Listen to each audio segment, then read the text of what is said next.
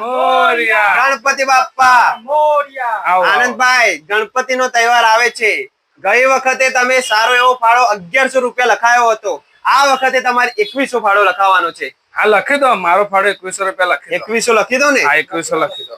આનંદભાઈ 2100 રૂપિયા TK mobile 2100 લો આ ફાળો. ભાઈ આ મોબાઈલ ક્યાંથી લીધો તમે? મોબાઈલ બહુ સારો છે. મોબાઈલ ઓનલાઈન લીધો આપણે. ઓનલાઈન મંગાયો? અને ચશ્મા? ચશ્મા પણ ઓનલાઈન લીધા. આ ભાઈના ચશ્મા એ બી જોડે ઓનલાઈન મંગાવ્યા. કેમ, શું થયું? અને વોચ તમારી એ પણ ઓનલાઈન જ. હું તો બધું મંગાવું. આ બધું તમે ફાળો પણ ઓનલાઈન લઈ લો. એમેઝોન ને ફ્લિપકાર્ટ ઓનલાઈન સાહેબ કોઈ ના આપે અમને. ઓનલાઈન કોણ આપે?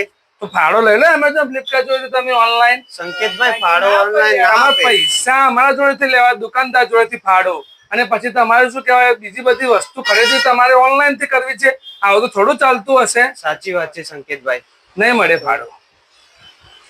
ઉભા રહો, લઈ જાઓ મારો 5001 રૂપિયા ફાળો.